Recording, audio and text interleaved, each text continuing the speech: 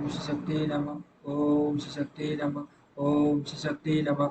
रौस्य मनु की उत्पत्ति कथा। मार्कंडेय जी कहते हैं, ब्राह्मण पूर्व काल की बात है। प्रजापति ऋषि ममता और अहंकार से रहित रहित इस पृथ्वी पर विचरते थे। उन्हें किसी से भय नहीं था। वे बहुत कम छोटे छोटे थे। उन्होंने न तो अग्नि की स्थापना की थी और न अपने अपने लिए घर ही बना रखा था। वे एक बार भोजन करते और बिना आश्रम के ही रहते थे। उन्हें सब प्रकार की आसक्तियों से रहित एवं एवं मन मुनि वृत्ति से रहते देख उनके पितरों ने उनसे कहा, पीटर पीटर बोले, बेटा बेटा, विवाह स्वर्ग और अपवर्ग का हेतु होने के कारण एक पुण्यमय कार्य है। उसे उसे आपने क्यों नहीं किया?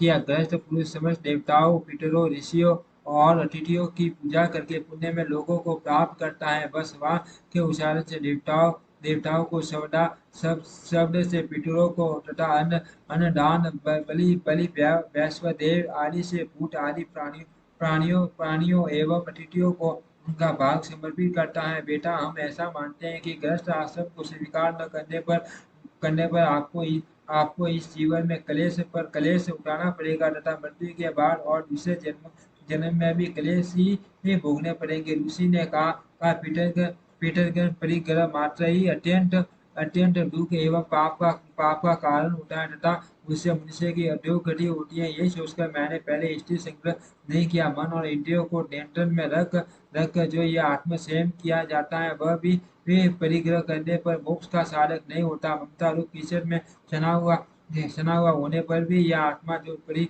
परिग्रह शून्य शीत रूपी जल से प्रतिदिन धोया जाता है, वह श्रेष्ठ प्रयत्न है। जितेंद्रिय विद्वानों को चाहिए कि वे अनेक जन्मों निवारा संचित क्रम रूपी पंख में सने हुए आत्मा का सदवास वासना रूपी जल से प्रक्षालन करे। पीटर बोले, बेटा, जितेंद्रिय होकर आत्मा का प्रक्षालन करना उचित ही है, किंतु आप जिस पर चल रहे हो वह मोक्ष का मार्ग है। किंतु प्रेच्छा रहित दान और शुभाशुभ के उपभोग से भी पूर्ववत अशुभ क्रम दूर होता है। इसी प्रकार दया भाव से प्रेरित होकर जो कर्म किया जाता है, वह बंधकारक नहीं होता। फल कामना से रहित कर्म भी बंधन में नहीं डालता। पूर्व जन्म में किया हुआ मानव का शुभाशुभ कर्म सुख दुख में भोगों के रूप में प्रतिदिन भोगने पर ही क्षीण होता है। इस प्रकार विद्वान पुरुष आत्मा का प्रक्षालन करते हैं और उसकी बंधनों से रक्षा करते हैं। ऐसा करने से वह अविवेक कारण पाप रूपी कीचड़ में नहीं फंसता। ऋषि ने पूछा, पितामह, वेद में कर्म मार्ग को अविद्या का कहा गया है, फिर क्यों आप लोग मुझे उसे मार्ग में लगाते हैं? पीटर बोले, ये सत्य है कि कर्म को अविद्या ही कहा गया है। इसमें तनिक भी विद्या नहीं है। फिर भी इतना तो निश्चित है कि उस विद्या की प्राप्ति में क्रम ही कारण है। विधि कर्म का पालन न करके जो अधर्म मनुष्य स्वयं करते हैं, वह स्वयं अंत में मोक्ष की प्राप्ति नहीं करता, अपितु अध्योग गति में ले जाने वाला होता है। बस आप तो समझते हो कि मैं आत्मा का प्रक्षालन करता हूँ, किंतु वास्तव में आप शास्त्र विधि कर्मों के न करने के कारण पापों से दग्ध हो रहे हो। कर्म अविद्या होने पर भी विधि के पालन द्वारा छोड़े हुए विष की भांति मनुष्य को काल करने वाला ही होता है। इसके विपरीत वह विद्या भी विधि की अवहेलना से निश्चित ही हमारे बंधन का कारण बन जाती है। अर्थ, बस आप विधि पूर्वक इष्टि संग्रह करो। ऐसा न हो कि इस लोक का लाभ न मिलने के कारण आपका जन्म निष्फल हो जाए। ऋषि ने कहा, पितरो, अब तो मैं बुढ़ा हो गया, भला मुझको कौन स्त्री देगा? इसके सिवा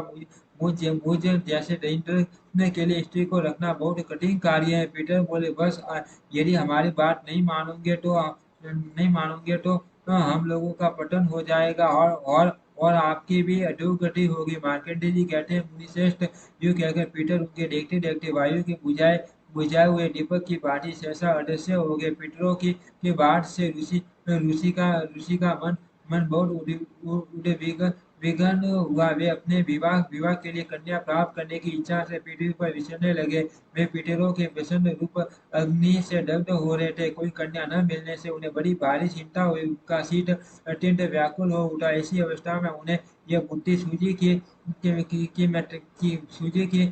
मैं तपस्या हम्म, सूर्य की मैं तपस्या की द्वारा श्री ब्रह्मा जी की आराधना करूँ, ऐसा निश्चय निश्चय करके उन्होंने कठोर नियम का आश्रय ले श्री ब्रह्मा जी की आराधना आराधना के निमित्त 100 वर्षों तक भारी तपस्या की। तदंतर लोक पितामह ब्रह्मा जी ने उन्हें दर्शन दिया और कहा, मैं प्रसन्न हूँ, आपकी जो इच्छा हो मांग लो। तब ऋषि ने जगत के आधारभूत ब्रह्मा जी को प्रणाम करके पितरों के कटानुसार अपना अभिष्ट निवेदन किया। ऋषि की अभिलाषा सुनकर ब्रह्मा जी ने उनसे कहा, विप्रवर, आप प्रजापति होंगे, आपसे प्रजा की सृष्टि होगी, प्रजा की सृष्टि तथा पुत्रों की उत्पत्ति करने के साथ ही शुभ कर्मों का अनुष्ठान करके जब आप अपने अधिकार का त्याग कर दोगे, तब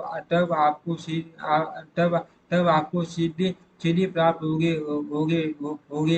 अब आप इष्टि प्राप्ति की अभिलाषा लेकर पितरों का पूजन करो, वे ही प्रसन्न होने पर आपको मनोवांछित पत्नी और पुत्र प्रदान करेंगे। भला पीटर संतुष्ट हो जाए तो वे क्या नहीं दे सकते। मार्कंडेय जी कहते हैं, उन्हें अव्यक्त जन्मा ब्रह्मा जी के ये वचन सुनकर ऋषि ने नदी के एकांत तट पर पितरों का तर्पण किया और भक्ति से मस्तक झुकाकर एकाग्र एवं स्वयं सिद्ध हो नीचे नीचे लिखे स्रोतों द्वारा आदर पूर्वक उनकी स्तुति की। की ऋषि बोले, जो श्राद्ध में अधिष्ठाता देवता देवता के रूप में निवास करते हैं तथा देवता भी श्राद्ध में सब दान विष्णु द्वारा जिनका तर्पण करते हैं, उन पितरों को मैं प्रणाम करता हूँ। भक्ति और मुक्ति की अभिलाषा रखने वाले महर्षिगण स्वर्ग में भी मानसिक श्राद्धों के द्वारा भक्ति पूर्वक जिन्हें तृप्त करते हैं, सिद्धगण देवी उपायों द्वारा श्राद्ध में जिनको जिनको संतुष्ट करते हैं, आत्यंतिक समृद्धि की इच्छा रखने वाले ग्रह भी अटन में होकर भक्ति भाव से जिनकी पूजा करते हैं, भूलोक में मनुष्यगण जिनकी सदा आराधना करते हैं, जो श्राद्ध में सदा पूर्वक पूजित होने पर मनोवांछित लोग प्रदान करते हैं। पृथ्वी पृथ्वी पर ब्राह्मण लोग अभिलषित वस्तु की प्राप्ति के लिए जिनकी रचना करते हैं तथा जो आराधना करने पर प्रजापति लोग प्रदान करते हैं, उन पितरों को मैं प्रणाम करता हूँ। तपस्या करने से जिनके पाप धुल गए तथा जो स्वयं पूर्वक आहार करने वाले हैं, ऐसे ऐसे वनवासी महात्मा महात्मा वन के फल फूलों द्वारा श्राद्ध करके जिन्हें तृप्त करते हैं, उन पितरों को मैं मस्तक झुकाता हूँ। नैष्ठिक ब्रह्मचर्य व्रत का पालन करने वाले संयतात्मा ब्राह्मण समाधि के द्वारा जिन्हें सदा तृप्त करते हैं, सत्य सब प्रकार के श्राद्धोपयोगी पदार्थों की द्वारा विधिवत श्राद्ध करके जिनको जिनको संतुष्ट करते हैं, जो तीनों लोगों को अभिष्ट फल देने वाले हैं, स्वर्ग परायण वैश्य पुष्प धूप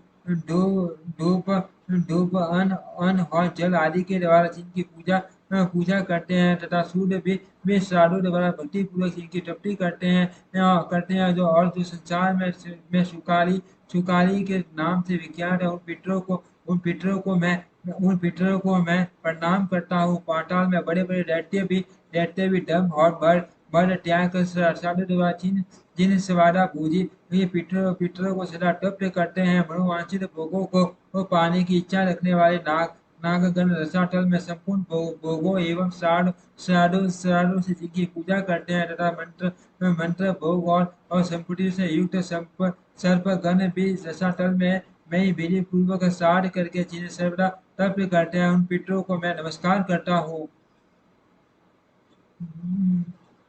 मैं करता हूँ।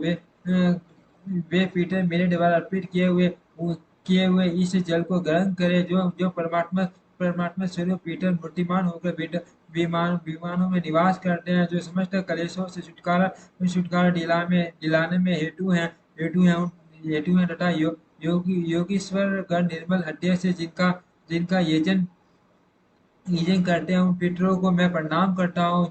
जो सर्वदा भोजी पितर दिव्य लोक में मूर्तिमान होकर रहते हैं, काम्य फल की इच्छा रखने वाले पुरुष की समस्त कामनाओं को पूर्ण करने में समर्थ हैं और निष्काम पुरुषों को मोक्ष प्रदान करने वाले उनको मैं प्रणाम करता हूँ। वे समस्त पितर इस जल से तृप्त हो जो चाहने वाले पुरुषों को इच्छा अनुसार भोग प्रदान करते हैं। देव तत्व, इंद्र तत्व तथा उससे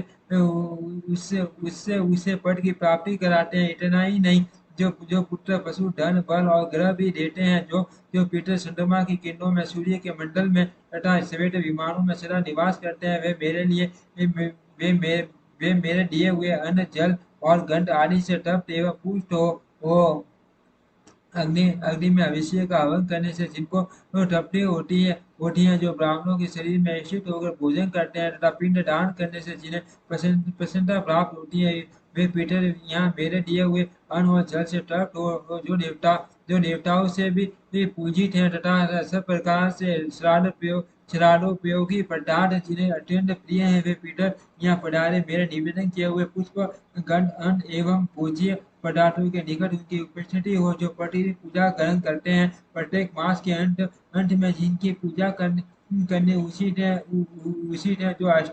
जो अष्टकाओं में वर्ष के अंत में तथा अभिटीव काल में भी पूजनीय है, वे मेरे पीटर वहाँ तपति लाभ करे, जो ब्राह्मणों के यहाँ कुमुद और चंद्रमा के समान शांति धारण करके आते हैं, सत्यों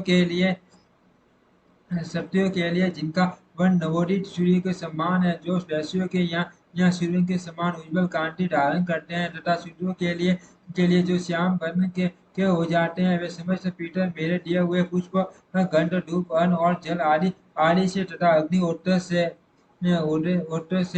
सदा तृप्ति लाभ करे। मैं उन सबको प्रणाम करता हूँ, जो वैश्व देव को पूर्वक समर्पित किए हुए श्राद्ध को पुण्य तृप्ति तृप्ति के लिए भोजन करते हैं और तृप्त हो जाने पर ऐश्वर्य की सृष्टि करते हैं, वे पीटर यहाँ तृप्त हो। मैं उन सबको नमस्कार करता हूँ, जो राक्षसों को भूतों तथा भयानक असुरों का नाश करते हैं, प्रजाजनों का अमंगल दूर करते हैं, जो देवताओं के भी पूर्ववर्ती तथा देवराज इंद्र के भी पूज्य हैं, वे यहाँ तृप्त हो। मैं उन्हें प्रणाम करता हूँ।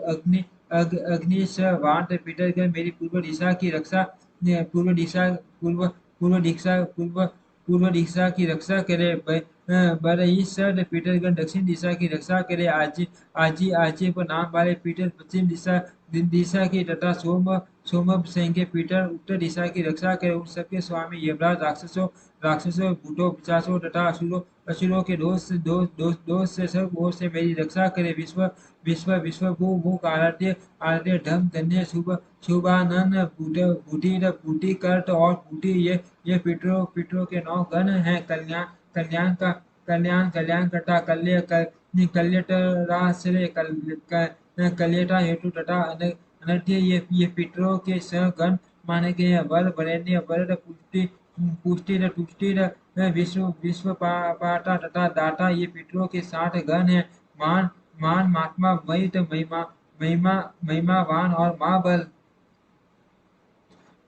ये पितरों के पाप नाशक 5 गण है। सुगत धनन धर्मद और बुटीद ये पितरों के 4 गण कहे जाते हैं। इस प्रकार कुल 31 पितर गण है, जिन्होंने संपूर्ण जगत को व्याप्त कर रखा है। वे सब पुण्य तप्त होकर मुझ पर संतुष्ट हो और सदा मेरा हित करे। मार्कंडेय जी कहते हैं, मुने इस प्रकार स्तुति करते हुए ऋषि के समक्ष सहसा एक बहुत ऊंचा तेज पुंज प्रकट हुआ, जो संपूर्ण आकाश में व्याप्त था। समस्त संसार को व्याप्त करके स्थित हुए उसे मान तेज को देखकर ऋषि ने पृथ्वी पर घुटने टेक दी और इस श्लोक का गान किया।